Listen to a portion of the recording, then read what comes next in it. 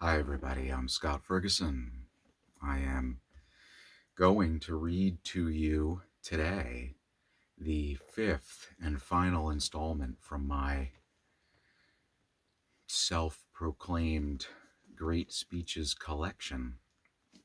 The collection is what's self-proclaimed, not the speeches. I think that they're great by the measure of most humans. Today, two short speeches from Winston Churchill, not Winston Doubtfire. These are both pertaining to World War II and Great Britain's involvement in that war. Involvement sounds far too mild a term, doesn't it? Britain was on the brink of invasion.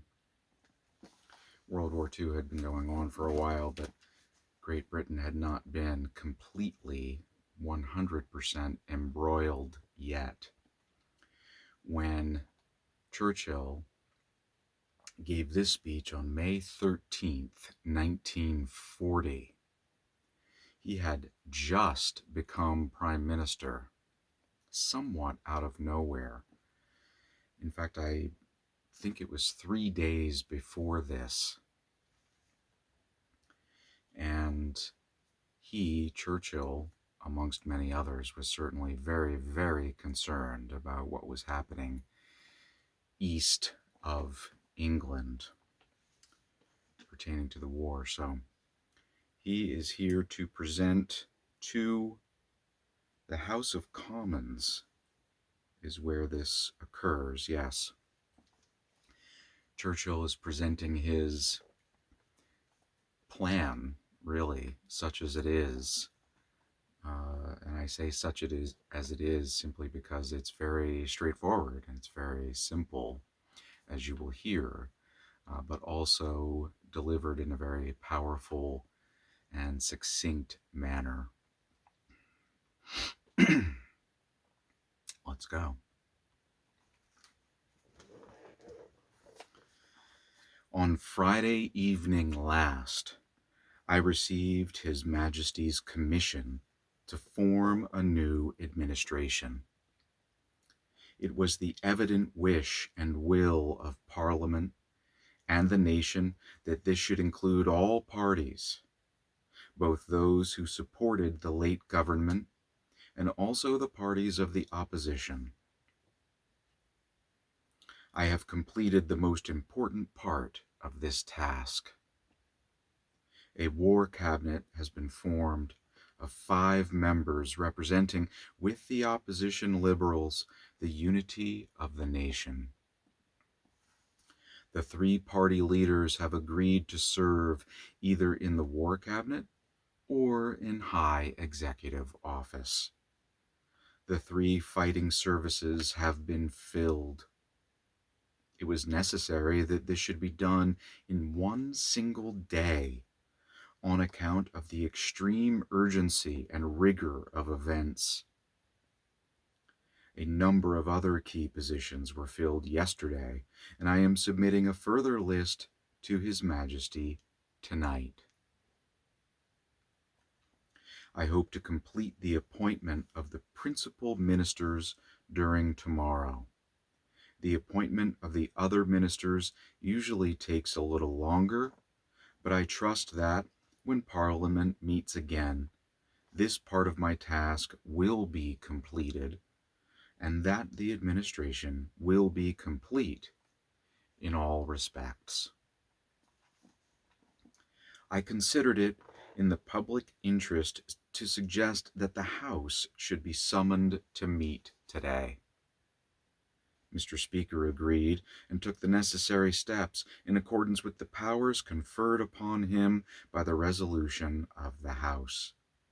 At the end of the proceedings today, the adjournment of the House will be proposed until Tuesday, May 21st, with, of course, provision for earlier meeting if need be. The business to be considered during that week will be notified to members at the earliest opportunity.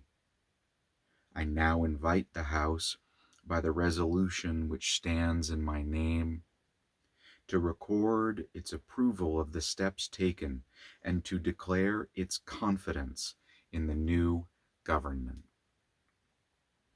To form an administration of this scale and complexity is a serious undertaking in itself, but it must be remembered that we are in the preliminary stage of one of the greatest battles in history, that we are in action at many points in Norway and in Holland, that we have to be prepared in the Mediterranean, that the air battle is continuous, and that many preparations have to be made here at home.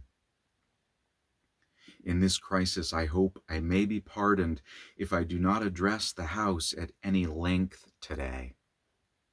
I hope that any of my friends and colleagues or former colleagues who are affected by the political reconstruction will make all allowance for any lack of ceremony with which it has been necessary to act. I would say to the House, as I said to those who have joined this government, I have nothing to offer but blood, toil, tears, and sweat. We have before us an ordeal of the most grievous kind. We have before us many, many long months of struggle and of suffering. You ask, what is our policy? I will say, it is to wage war by sea, land, and air, with all our might and with all the strength that God can give us, to wage war against a monstrous tyranny, never surpassed in the dark, lamentable catalogue of human crime. That is our policy. You ask, what is our aim? I can answer in one word: victory. Victory at all costs. Victory in spite of all terror. Victory, however long and hard the road may be, for without victory there is no survival. Let that be realized. No survival for the British Empire, no survival for all that the British Empire has stood for, no survival for the urge and impulse of the ages that mankind will move forward toward its goal. But I take up my task with buoyancy and hope. I feel sure that our cause will not be suffered to fail among men. At this time, I feel entitled to claim the aid of all, and I say, come then, let us go forward together with our united strength. That plan, as brief as it was unanimously approved. Not surprising. And now let's move ahead, really just about a month. And this is Churchill, unfortunately, expecting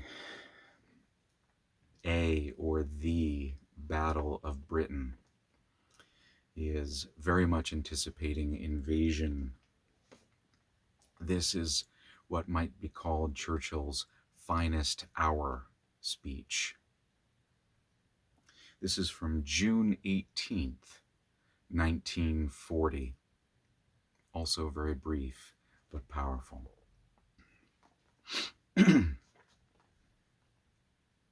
During the first 4 years of the last war, the Allies experienced nothing but disaster and disappointment. We repeatedly asked ourselves the question, how are we going to win? And no one was ever able to answer it with much precision. until at the end, quite suddenly, quite unexpectedly, our terrible foe collapsed before us, and we were so glutted with victory that in our folly we threw it away. However matters may go in France, or with the French government or other French governments, we in this island and in the British Empire will never lose our sense of comradeship with the French people. If final victory rewards our toils, they shall share the gains, aye, and freedom shall be restored to all. We abate nothing of our just demands. Not one jot or tittle do we recede.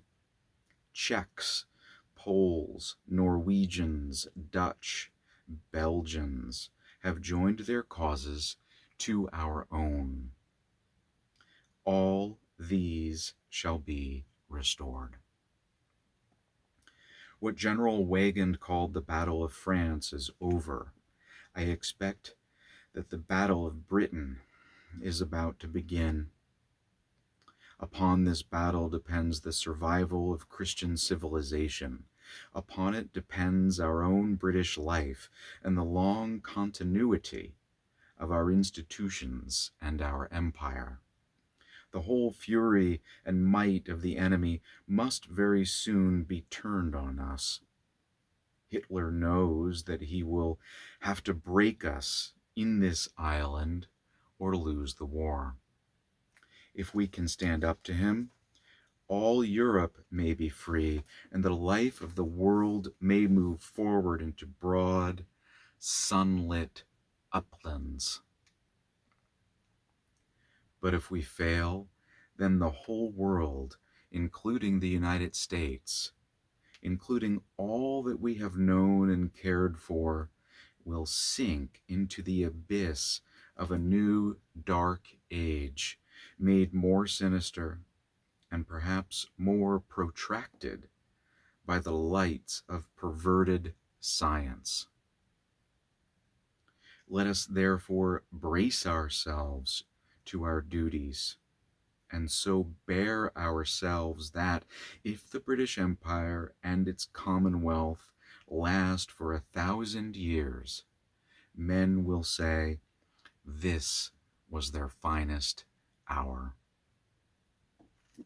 And that was Winston Churchill on June 18th, 1940. Churchill's speeches did much, by all accounts, to bolster the spirits of a nation, and in fact of the British Empire. And with that, I thank you very much for watching and for listening.